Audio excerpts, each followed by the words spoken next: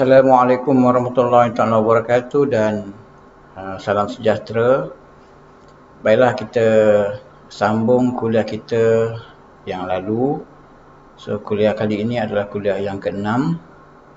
Jadi hari ini kita akan masuk dalam satu topik yang baru, iaitu topik yang ketiga. Baiklah, topik yang ketiga adalah pulp manufacturing ataupun penghasilan pulpa. Baiklah, hari ini kita akan lihat dan memperbincangkan 3 subtopik, iaitu pengenalan kepada kaedah mempulpa, introduction to method of pulping. Yang kedua, market pulp, pasaran, dan juga kita masuk salah satu kategori mempulpa, iaitu mechanical pulping ataupun kaedah mempulpa mechanical. Baiklah, kita lihat pengenalan dahulu. Kita dapatkan overview atau general view of method of pulping.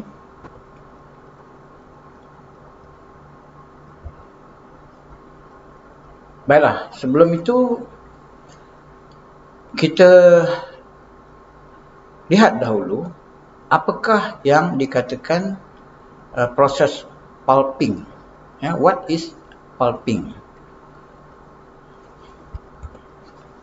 By definition, pulping is referring to any process by which wood or other fibrous raw material is reduced to a fibrous mass. Jadi kaedah mempulpa ataupun pulping ini sebenarnya merujuk kepada satu proses daripada pokok dijadikan balak, dan kemudian daripada balak tersebut ditukar kepada bentuk bahan yang bergentian, fibrous mass ni. So fibrous mass itu dipanggil sebagai wood pulp, seperti mana yang kamu lihat di dalam gambar raja slide ini. Itu yang dikatakan pulping. Baiklah, kita lihat sedikit gambaran. Gambaran awal, bagaimanakah pulpa itu dihasilkan. Kita lihat video bersama-sama. Idaho forests play an important role in the making of paper. And at Clearwater Paper in Lewiston, Idaho, wood chips, sawdust, bark, and other small pieces are ingredients for paper and electricity. Did you know that Clearwater Paper is often the #2 customer for many area sawmills, making sawmill residuals a valuable product? Did you also know that Clearwater Paper's mill at Lewiston accounts for half of all forest product sales in Idaho? More than 240 truckloads of wood fiber a day arrive at the mill, mostly from Idaho sawmills. Each truck is raised to an 80-degree angle and emptied. Its contents then sorted. Wood chips and sawdust will be used to manufacture the pulp from which paper is made. Bark and other small pieces, known as hog fuel, is burned, generating steam that powers paper machines at the mill and runs turbines to generate green electricity. The wood chips are first screened for size. Pieces that are either too big or too small are returned to the hog fuel pile. Sorted chips are then washed and sent to the digester. When delivered, the content of the wood chips is approximately 50% water and 25% cellulose fiber. The cellulose fiber is what the mill needs to make pulp, which is the main ingredient used to make paper. The remaining 25% is a liquid called lignin. Lignin is the natural glue that holds the wood fibers together. In order to get to the fiber, the first order of business is to remove the lignin. Separating this brown-colored material happens in the digesters. The digesters are like large pressure cookers. The wood chips are placed in this vessel along with some liquid cooking chemicals called white liquor. The lid on the digester is closed and steam is introduced. As heat and pressure increase inside the digester, the lignin begins to dissolve and the wood chips begin to break down. Think of white liquor as soap, separating the wood fibers and washing out the glue, or lignin. The cooking liquid now containing the broken down lignin is called black liquor. When it leaves the digester, it's very diluted, containing a lot of water. The water is evaporated out, concentrating the remaining lignin and cooking chemicals. This mixture is burned in a specially designed boiler called a recovery boiler, which generates steam and electricity for the mill. After burning, all that remains of the black liquor are the spent cooking chemicals called green liquor. In a final process, lime is added, restoring and recycling the original chemical composition. At this stage, the mixture is again known as white liquor and is ready to begin the cycle again in the digesters. This cycle of white to black to green and back again to white cycles again and again, making the process not only environmentally sound, but also very cost-effective. In fact, this large, intricate recycling process, known as the Kraft process, is what made paper affordable to the masses for the first time in history. Back at the digesters, the remaining cellulose fiber isn't yet totally pure. And in order to get rid of any remaining lignin, the fiber is transferred to bleaching stations. Here, pulp is washed with bleach and water in a series of steps, assuring all remaining lignin has been removed. With each step, the fiber becomes whiter and whiter. What started out as a very brown, dark wood fiber is now bright white and ready for use. From here, the cellulose fiber, or pulp, is either sent to the tissue mill, paperboard mill, or to the pulp dryer, where it's dried, baled, and stored for future use. Water is key in papermaking. Paper mills use a lot of water. The Clearwater paper mill uses millions of gallons a day. Water is used to cool, to clean, and as a way of moving product throughout the mill. Water is also used inside the boilers to generate steam and help cool machinery. Water is continuously recycled throughout the mill. In the end, the water is returned to the river, but only after being filtered, cleaned, and purified through a very complex system. Clearwater Paper operates with some of the tightest discharge constraints of any pulp mill in the United States. Today's modern pulp mills operate as cleanly as possible. Much of the equipment, which costs millions of dollars, is required to keep the mill environmentally sound. Very little goes to waste, and great efforts are made to truly be good stewards of the environment.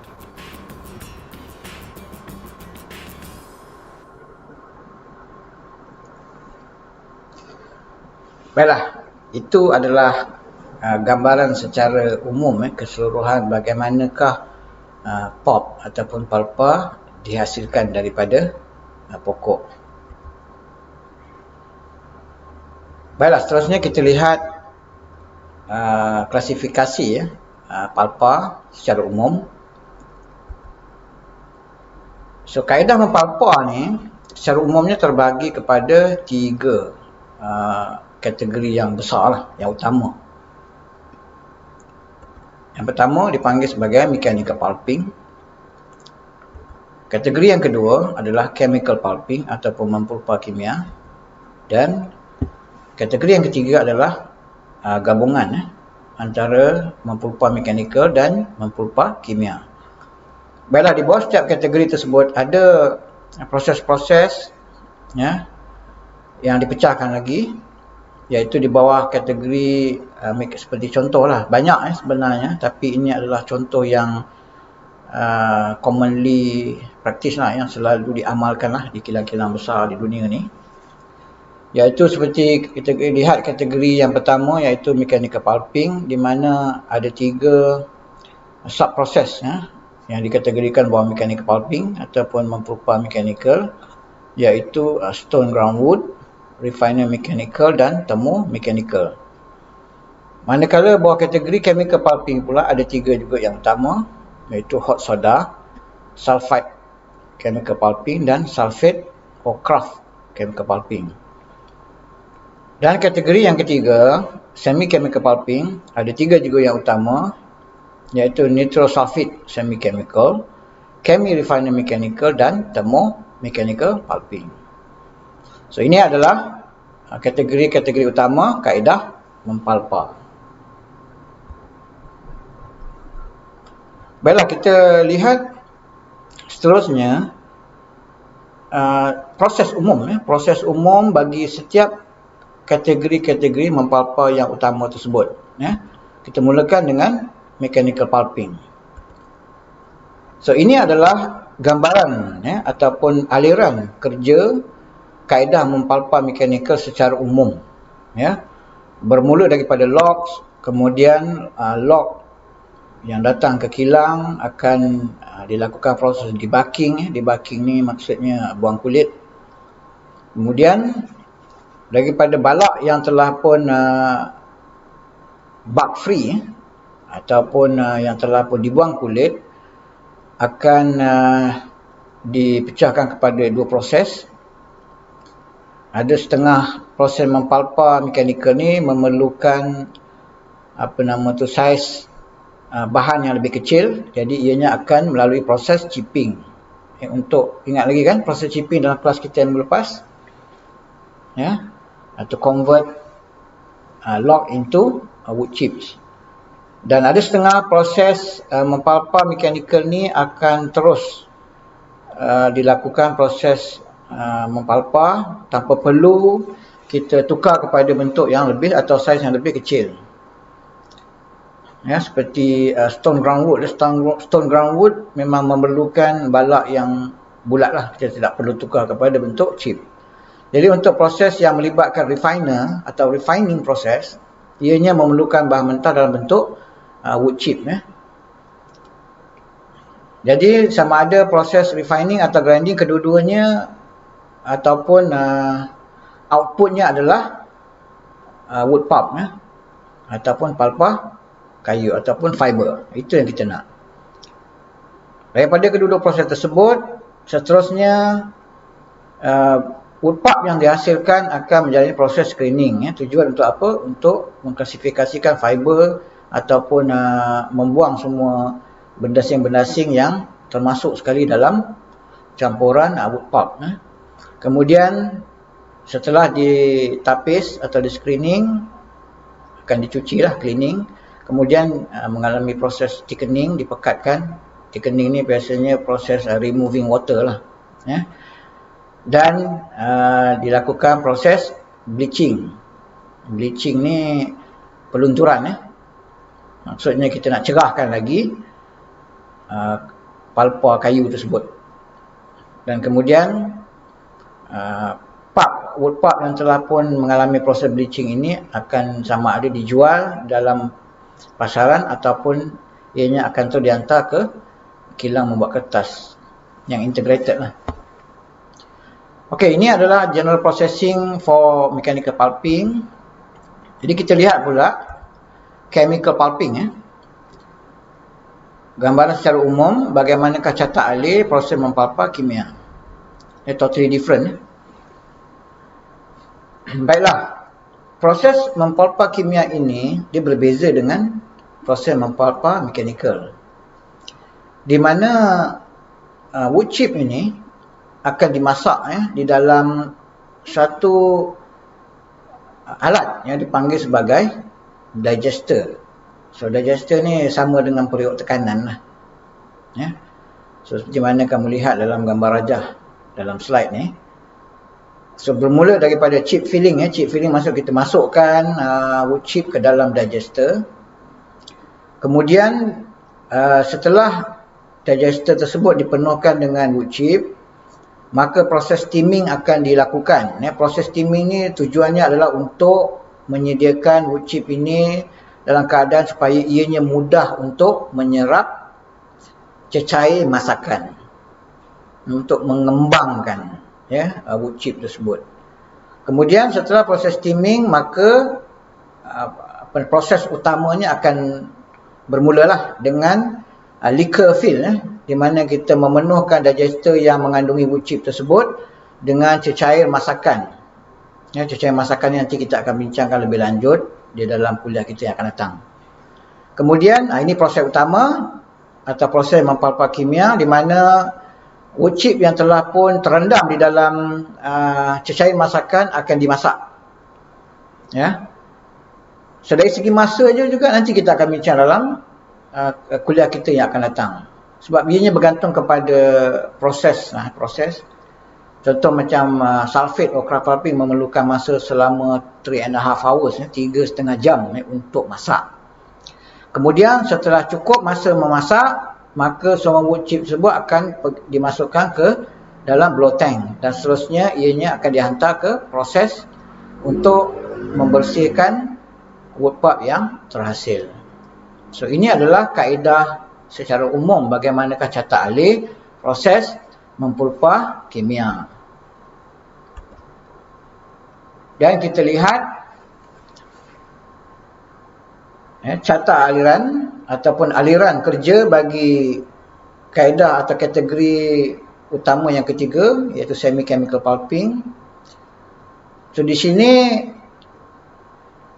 kalau kamu lihat, disebabkan namanya pun semi chemical pulping, separa kimia. Separa kimia ni dia ada gabungan antara mechanical dan chemical. Jadi kalau kamu lihat di peringkat awal proses semi chemical ni, kebiasaannya wood chip tersebut akan dirawat dengan menggunakan bahan kimia seperti mana di dalam digester. Seperti kamu lihat dalam gambar rajah ni, wood chip tu akan dirawat di dalam satu alat yang dipanggil sebagai impregnation plant, chip treatment, kamu lihat dipanggil impregnation plant. Tujuannya adalah untuk menyediakan wood chip tersebut supaya ianya mudah untuk dileraikan ataupun diuraikan kepada bentuk gentian dalam mechanical treatment. Jadi tujuannya untuk mengembangkan wood chip tersebut, supaya ianya tersedia untuk melakukan proses mechanical. Jadi bila proses semi chemical ini memasuki fasa mechanical, so ada dua peringkat refining. So mula-mula first stage refining, di sini wood chip tersebut yang telah pun dirawat secara kimia ni akan bertukarlah daripada bentuk wood chip kepada raw fiber. Di sini fiber ni masih lagi dalam keadaan yang kasar. Kemudian ianya akan diperhalusi lagi di second stage of refining. Di sini barulah fiber yang lebih halus akan terhasil sebelum dibawa kepada pulp processing, atau pemprosesan pulp. Baiklah, ini adalah aliran kerja bagi proses semi chemical pulping.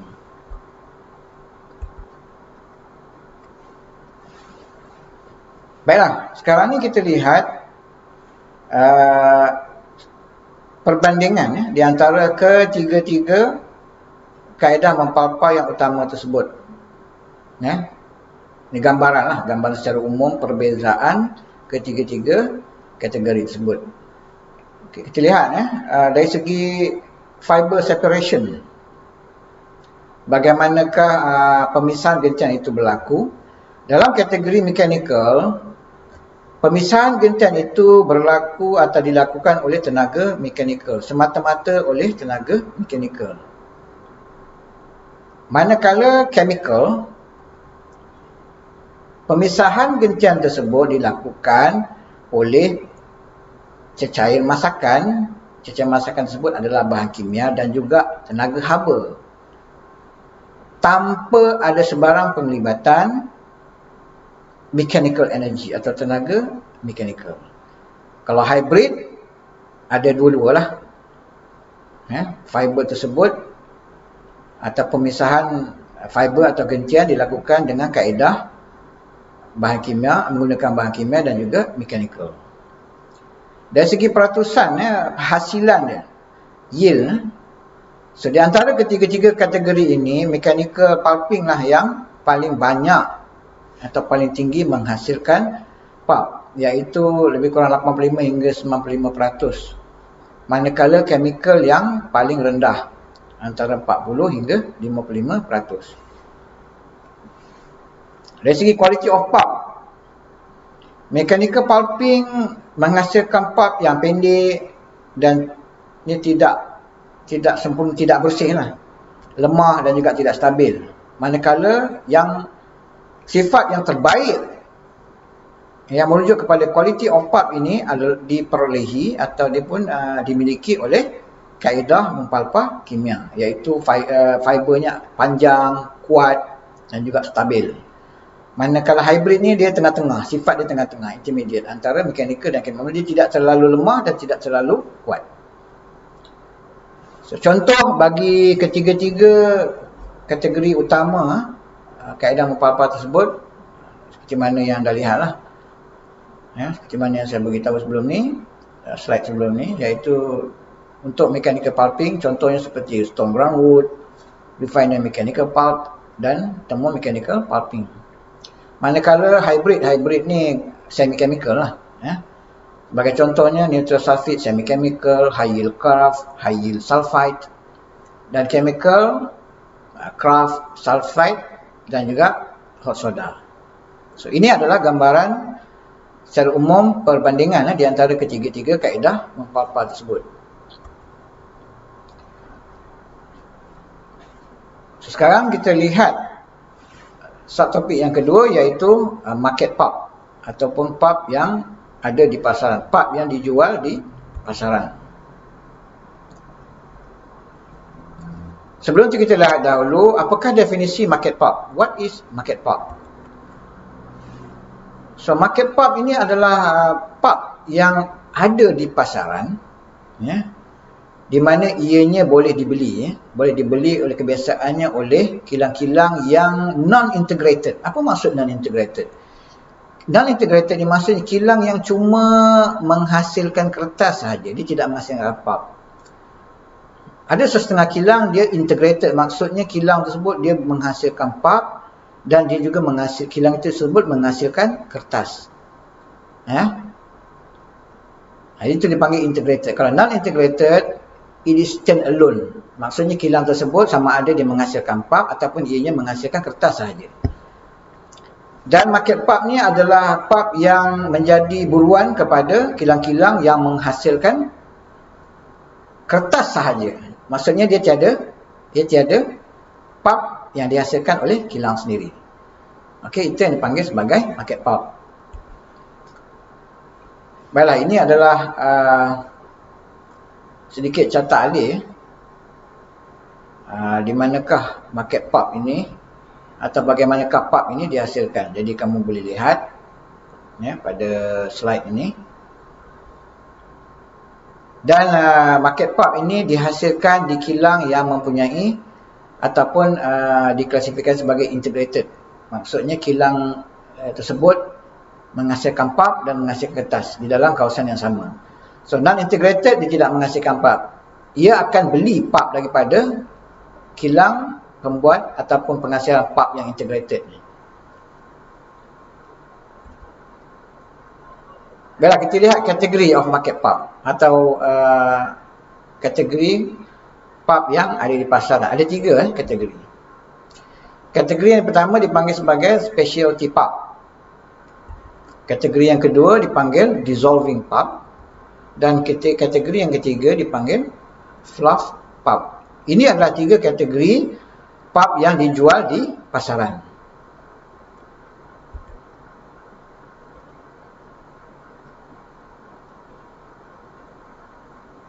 Baiklah, kita lihat yang pertama, kategori yang pertama iaitu specialty pulp. So apa specialty pulp ni? Specialty pulp ni kalau kita bandingkan di antara ketiga-tiga kategori tersebut, ianya adalah kategori yang paling kecil lah dalam market pulp. So specialty pulp ini dia mengandungi ataupun pulp yang dihasilkan untuk penggunaan yang khas lah, yang khusus, yang tidak meluas. Sebagai contohnya kertas-kertas special yang khas seperti filter papers. Filter papers ni apa? Kertas turas untuk penggunaan makmal. Kemudian specialty pulp ni juga dihasilkan untuk inner shoe sole, lapik kaki di dalam kasut, dan digunakan untuk laminates, bagi papan laminasi. Okay, itu adalah specialty pulp. Kemudian sebagai contoh kita lihat lagi bagaimanakah specialty pulp ini digunakan pada laminate ataupun papan laminasi. Okay, kalau kamu lihat di mana ia digunakan, iaitu pada decorative paper. Decorative paper itu ada digunakan specialty pulp.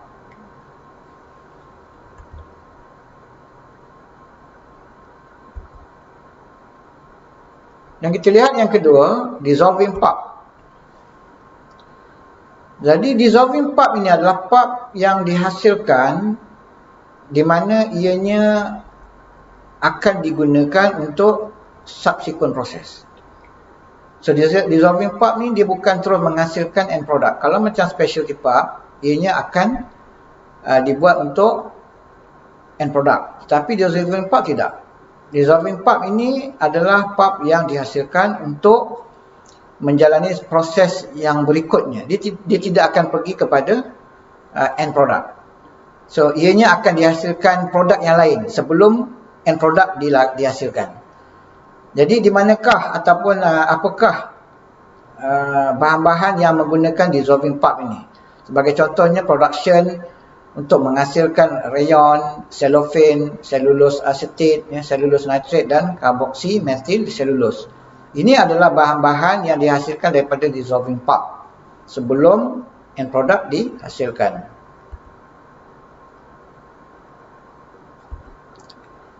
Dari segi size, di dalam market pulp, so dissolving pulp adalah kategori yang terbesar sekali lah. Penghasilannya sama ada menggunakan modified kraft ataupun proses sulfite.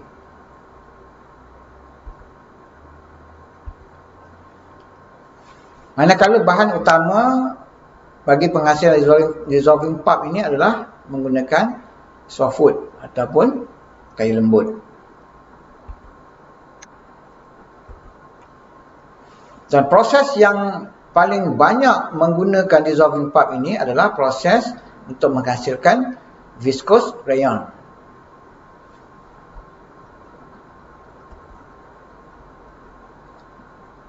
So viscose rayon ni adalah bahan utama untuk menghasilkan fabrik, fabrik kain. So ini adalah contoh produk dissolving pulp. Contoh lain seperti cellophane bags. Ini selotip yang biasa kita gunakan untuk melekatkan bahan-bahan di kertas.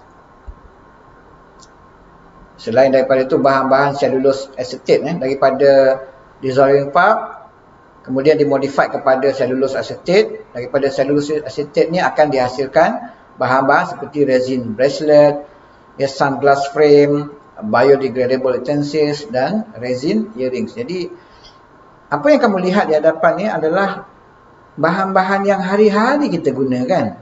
Jadi sekarang ni saya harap kamu tahulah daripada mana asalnya bahan-bahan yang selalu kamu gunakan. Sebagai contoh, biodegradable utensil. Ia berasal daripada pokok. Yang kata sudu plastik, sudu plastik, tapi sebenarnya ianya berasal daripada pokok. Resin bracelet dan resin earring ni untuk kaum-kaum wanita lah. Hiasan kaum wanita. Baiklah, kita lihat kategori yang ketiga, iaitu fluff pulp. So fluff pulp ini pula adalah pulp yang dihasilkan dengan bertujuan untuk menjadi medium penyerap ataupun absorbent medium. Ini kegunaan fluff pulp adalah untuk menjadi medium, digunakan atau dihasilkan untuk produk-produk yang menjadi kepada medium serapan, seperti disposable diapers, feminine care product dan hospital pads.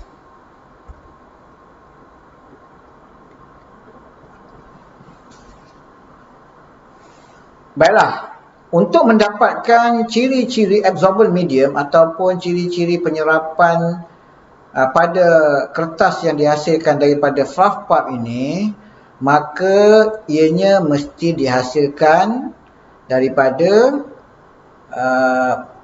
pulpa yang bersaiz panjang, ya, sama ada kraft pulp ataupun sulfate pulp, tetapi ianya saiz panjang. So when we are talking about the long fiber, it is basically referring to softwood.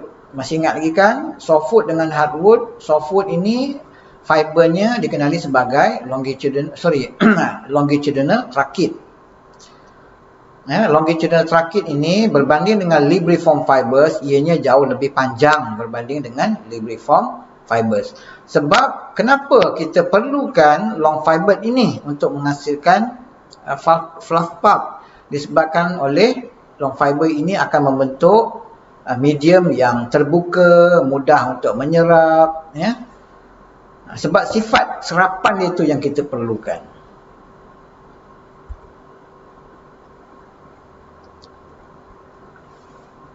Baiklah, di dalam pasaran kebiasaannya fluff pulp ini akan dibekalkan kepada customer atau pelanggan dalam bentuk roll, seperti mana yang kamu lihat dalam gambaran dalam slide ni.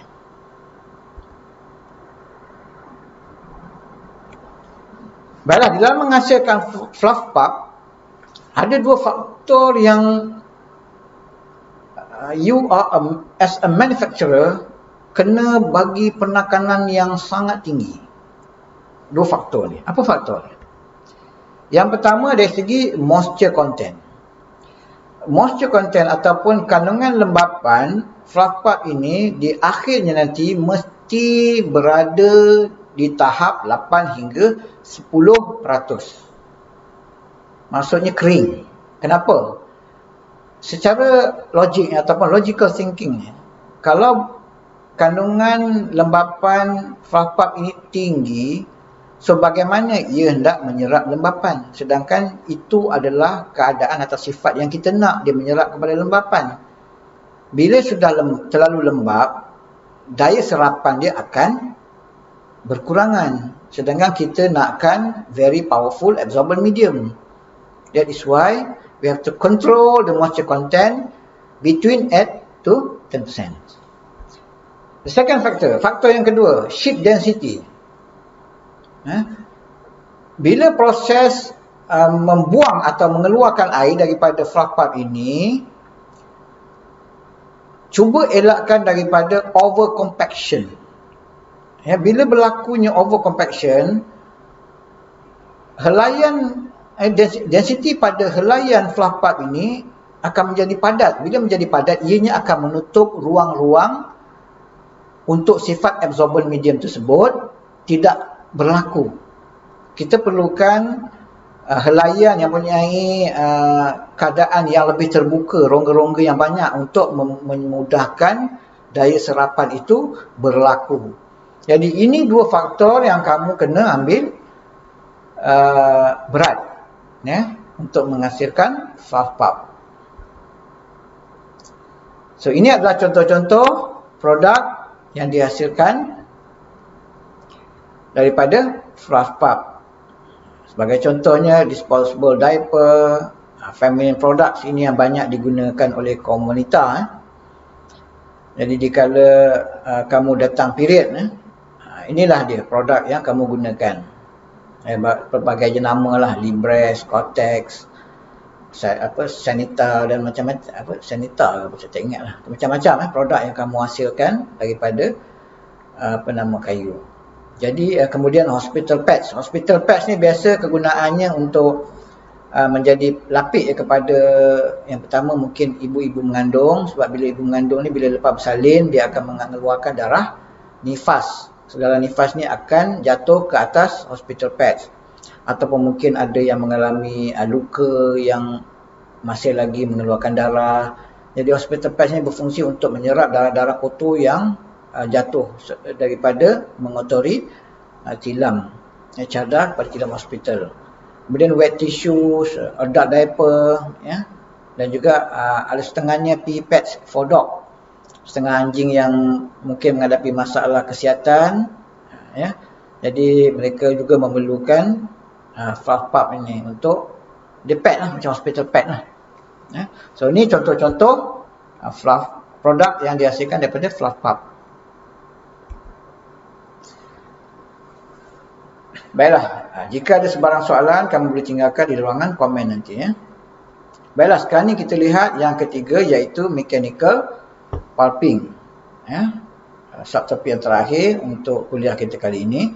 Kita akan masuk the first major category, iaitu mechanical pulping. So what is mechanical pulping?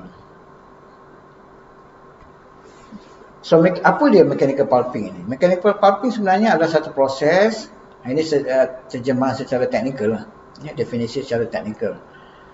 Proses yang mana kayu, ya, ataupun apa-apa bahan saja yang bergentian, ya, reduce, maksudnya ditukar bentuk kepada bentuk gentian oleh tenaga mekanikal untuk menghasilkan pulp. Fibrous mass tu wood pulp lah. Okey, ini adalah terjemahan ataupun definisi bagi mechanical pulping.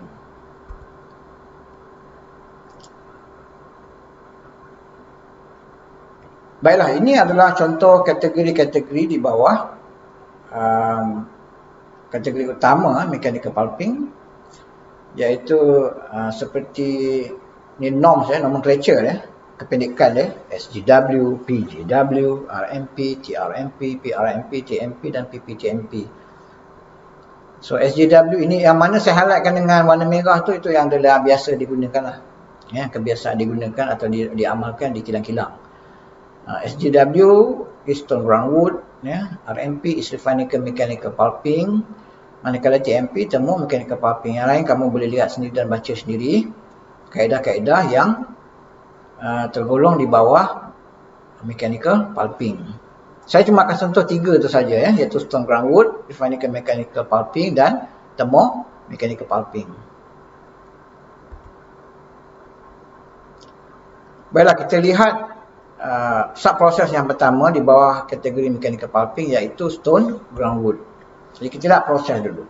Bagaimana proses stone ground wood ini dilakukan?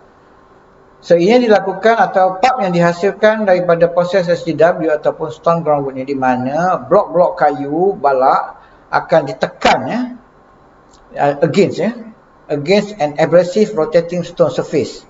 Kalau kamu lihat di hadapan itu, ada permukaan batu yang kasar, balak-balak tersebut akan ditekan, ya, kepada permukaan batu yang berpusing, yang continuously rotating, dia sentiasa berpusing. Jadi geseran, ya, antara permukaan batu tersebut yang kasar dengan balak akan meleraikan gentian, ya, daripada blok-blok kayu tersebut. So kalau kamu lihat bagaimanakah kedudukan kayu tersebut, so balak-balak atau blok-blok kayu itu disusun paralel, ya, sejajar dengan kedudukan atau panjang batu tersebut, ya. Baiklah, ini adalah contoh gambar batu pengisar, ya. Batu pengisar yang berfungsi untuk, ya, menghasilkan pulp daripada geseran dengan blok-blok kayu.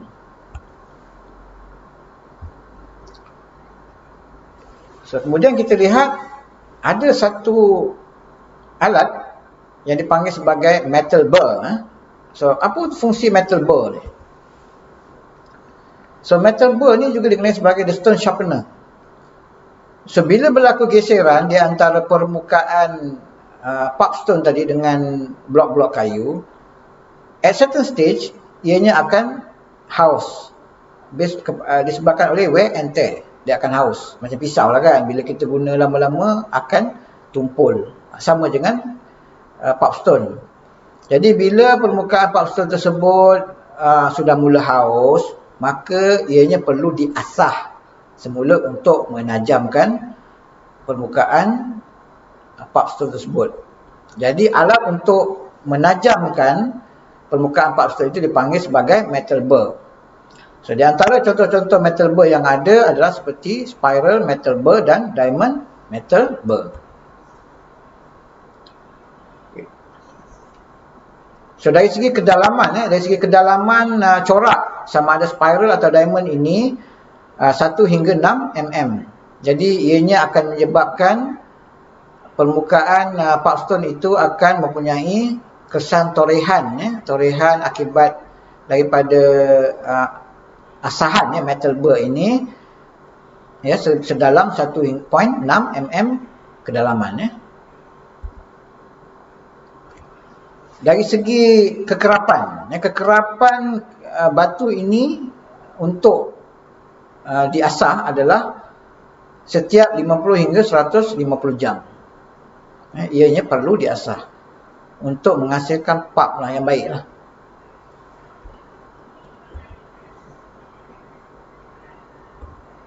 Sebaiklah, ini adalah komponen yang ada pada stone groundwood. Jadi kamu boleh lihat sendiri melalui gambar raja di sebelah kanan dan juga kegunaan atau fungsi bagi setiap komponen yang ada dalam stone groundwood. Komponen-komponen dalam stone groundwood ni seperti finger bars, applied pressure, shower, speed, wear, adjustable dam, burr dan sharpening lace. So kamu boleh lihatlah setiap fungsi bagi setiap komponen tersebut. Di mana applied pressure ini fungsinya adalah ianya menyebabkan blok-blok kayu tersebut akan ditekankan kepada permukaan pipestone.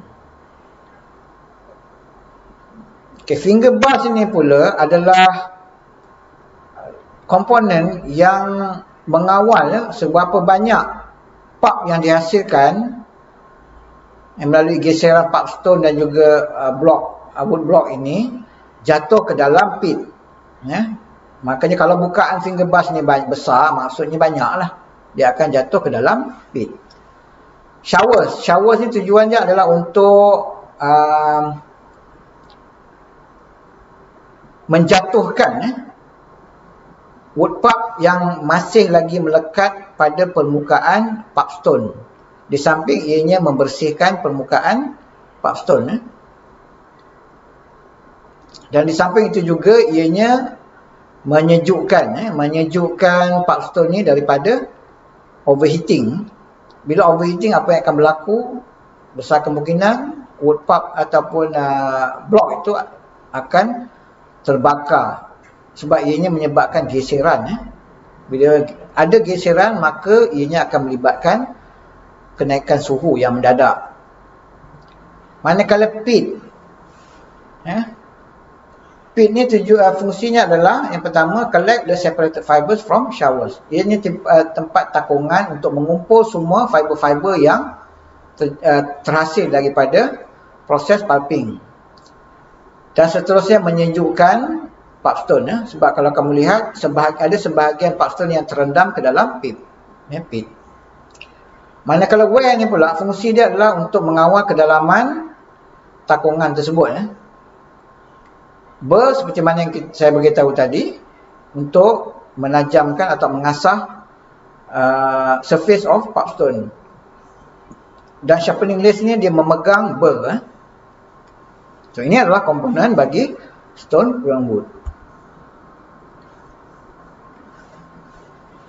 Seterusnya kita lihat mekanisme bagaimanakah stone groundwood ini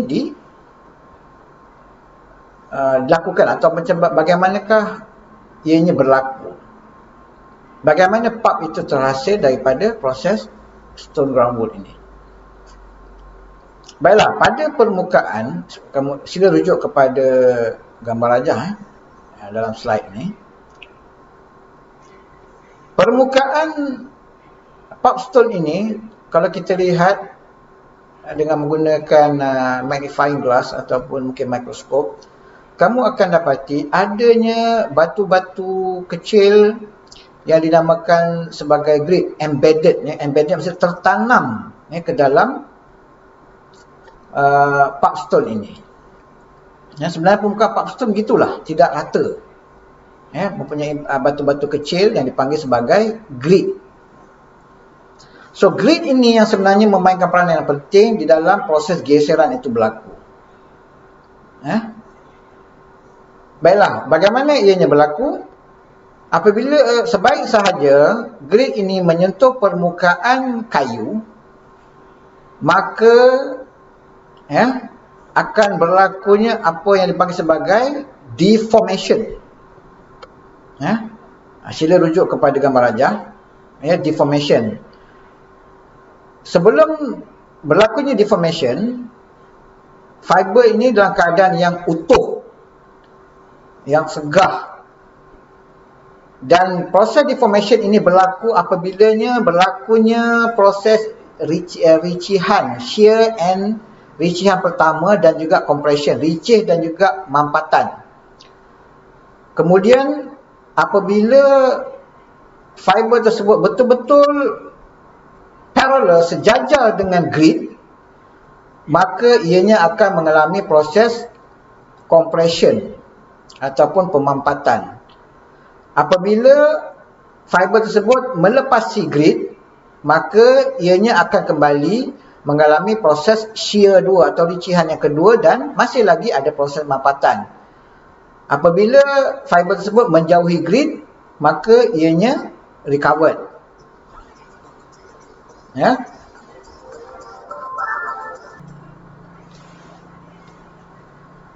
Baiklah. Jadi setiap proses daripada undeformed, kemudian shear 1 and compression, and then compression, and then shear 2 and compression, and the last one recovered. Proses ini akan berlaku berulang-ulang. Berulang-ulang sehinggalah fiber tersebut menjadi fatigue dan juga akhirnya gagal, dan seterusnya ia akan terlerai daripada blok kayu tersebut. So janaan haba hasil daripada geseran tersebut boleh meningkatkan suhu sehingga 150 darjah Celsius. Apa dia kelebihan suhu yang dijana kali ini? Ianya berfungsi untuk melembutkan lignin supaya ianya dapat membantu dalam proses meleraikan gentian.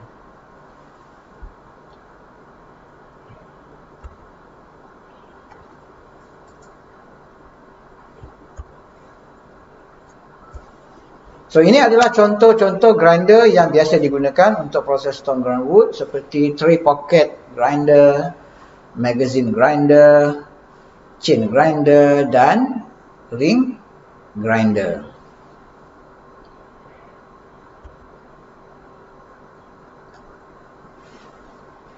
Berikutnya kita lihat proses yang kedua, iaitu di bawah kategori mechanical pulping, iaitu refiner mechanical pulping. Kita lihat dahulu proses.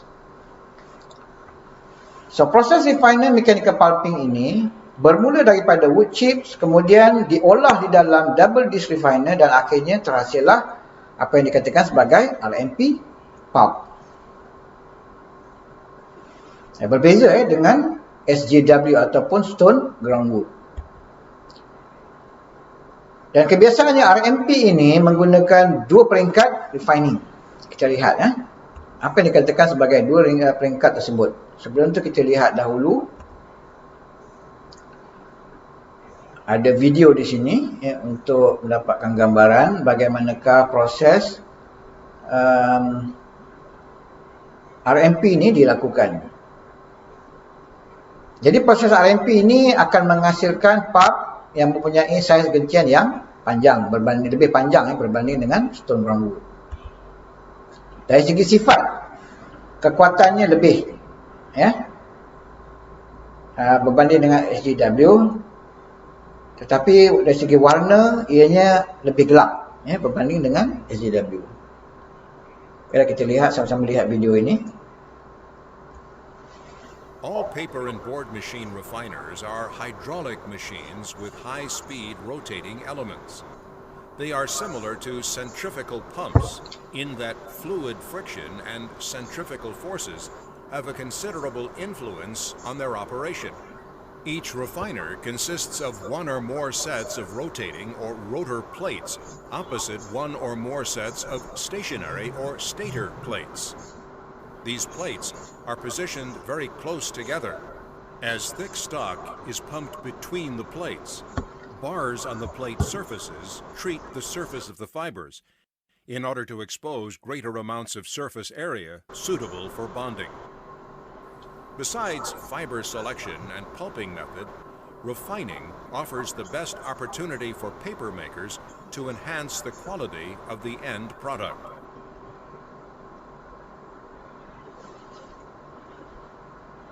Baiklah, itu sedikit sebanyak video yang berkaitan dengan RMP. Baiklah, kita lihat dengan lebih terperinci apa yang dikatakan sebagai two stages of refining process. So first stage atau peringkat pertama di dalam RMP ini dipanggil sebagai atau dikenali sebagai fiberization. So fiberization ni adalah proses menukar daripada wood chips kepada bentuk fiber. Di mana kalau kamu lihat pada disk refiner, di dalam refiner ada 3 zone atau 3 section yang berbeza-beza. Section yang paling luar sekali dipanggil sebagai fine bar refining section. Di yang tengah-tengah intermediate bar section, dan yang paling dalam dipanggil breaker bar section. Jadi kalau kamu lihat kenapa saiz antara breaker bar section, intermediate dengan fine bar ini berbeza-beza. Alasan dia adalah wood chip itu akan mula masuk daripada tengah, tengah-tengah disk refiner. Jadi sebelum ianya dipecahkan kepada bentuk fiber yang lebih kecil, maka ianya akan melalui section yang pertama, iaitu breaker bar. So disebabkan saiz wood chip ini besar-besar, maka ruangan pada breaker bar ni pun besar supaya wood chip tersebut boleh masuk. Sebelum ianya dipecahkan menjadi saiz yang lebih kecil, yang muat, yang fit to intermediate bar section punya ruang. Dan pada intermediate bar section ini, saiz akan dikecilkan lagi sehingga ianya menjadi halus dan boleh memasuki ruang-ruang pada fine bar refining section sebelum terhasilnya pulp. Kemudian pulp yang terhasil daripada first stage ini atau peringkat pertama ini akan melalui peringkat yang kedua yang dikenali sebagai fibrillation. Apa fungsi proses atau peringkat yang kedua ni atau fibrillation ni? Tujuannya adalah untuk expose the secondary cell wall. Jadi saya harap kamu dah faham kenapa kita mesti mendedahkan secondary cell wall. Disebabkan oleh untuk mendedahkan hydroxyl group yang terkandung pada secondary cell wall. Tujuan dia adalah untuk menambah baik ikatan antara kencian bagi pembentukan kertas. Baiklah, di peringkat fibrillation ini, dari segi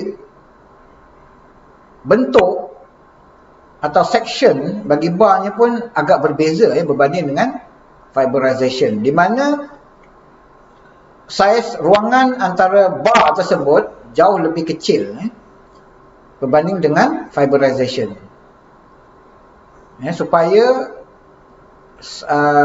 fiber yang terhasil daripada first stage atau peringkat yang pertama ini mudah untuk diolah bagi menghasilkan fibrillation. Baiklah, ini dua peringkat proses RMP. So, kemudian kita lihat proses yang ketiga, iaitu thermomechanical process. So thermomechanical process pulping ini dikenali juga sebagai TMP proses. Baiklah, bagaimanakah proses ini dijalankan? Bermula daripada pre-steaming. Pre-steaming ini adalah wood chip tersebut akan dikenakan tekanan di dalam impregnation plant dengan tekanan 1 hingga 2 bar, di mana suhu diset pada 130 hingga 140 darjah Celsius dalam jangka masa yang pendek lah. Jadi tujuan utama dia adalah untuk melembutkan lignin. Di mana pre-steaming maksudnya wap air akan dimasukkan ke dalam impregnation plant untuk melembutkan lignin. Setelah habis proses pre-steaming, maka wood chip tersebut yang telah pun lembut, yang telah mengembang tersebut akan melalui disk refiner untuk proses refining sebelum terhasilnya TMP pulp. Ini adalah proses TMP.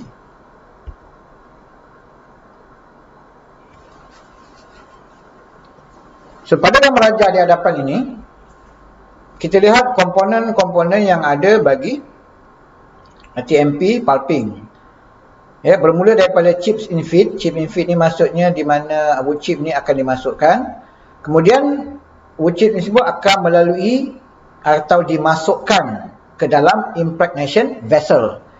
Di dalam impregnation vessel inilah proses impregnation dengan ataupun proses pre-steaming akan dilakukan untuk melembutkan lignin pada atau yang melembutkan lignin di dalam wood chip.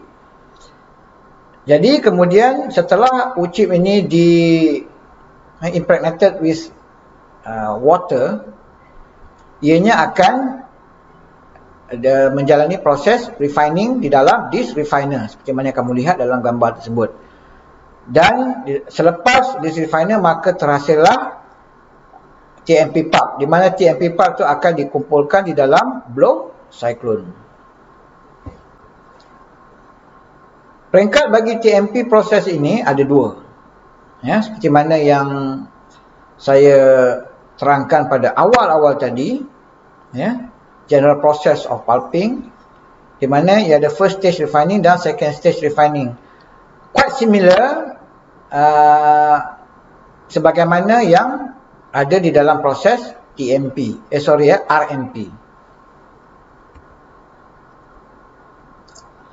So, ada beberapa kekangan di dalam proses TMP ini. So, yang pertama untuk proses TMP perlu dielakkan daripada proses steaming yang lama untuk mengelakkan daripada thermal darkening. Maksudnya kita mengelakkan dari pulp tersebut berwarna gelap disebabkan oleh pemanasan yang berlebihan. Yang kedua, all air carried out with the wood chips be removed during pre-steaming to prevent an insulating effect. So, apa yang dimasukkan kepada constraint yang kedua ini, kekangan yang kedua ini adalah semasa proses impregnation, semua udara yang berada di dalam wood chip ni mesti dibawa keluar, mesti dikeluarkan. Sebab apa? Bila tidak dikeluarkan, ia akan jadi penebat kepada cecair untuk masuk ke dalam wood chip tersebut. Jadi ia tidak akan sampai kepada lignin. Sebab tujuan pre-steaming ni adalah untuk kita melembutkan lignin. Tetapi bila adanya air atau udara di dalam wood chip tersebut, maka udara tersebut terperangkap, tak boleh keluar dan ianya berfungsi sebagai penebat. Maksudnya sekarang ni wap air tersebut tidak akan boleh masuk ke dalam wood chip. Jadi ini akan menyebabkan proses untuk melembutkan lignin tersebut tidak akan berlaku.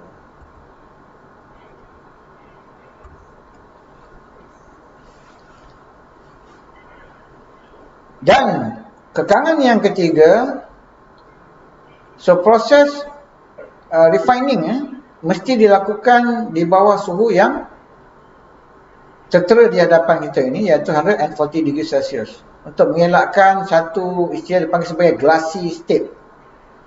Glassy state ni akan menyebabkan masalah kepada proses yang seterusnya. Jadi suhunya mesti dikawal di bawah 140 darjah Celsius. Baiklah, ini adalah perbandingan di antara proses SJW, RMP dan TMV. Jadi kamu boleh lihat perbandingan ketiga-tiga proses tersebut.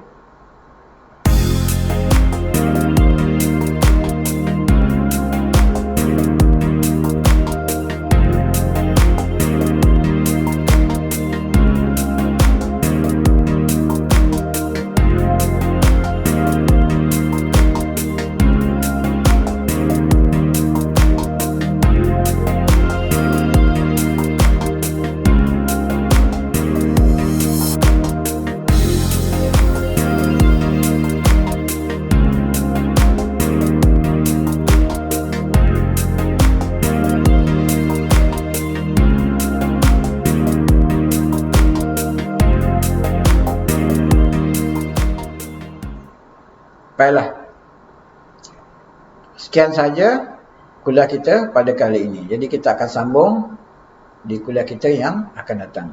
Jika ada sebarang soalan untuk ditanya, so tinggalkan di ruangan komen. Okay, sehingga berjumpa lagi. Assalamualaikum dan salam sejahtera.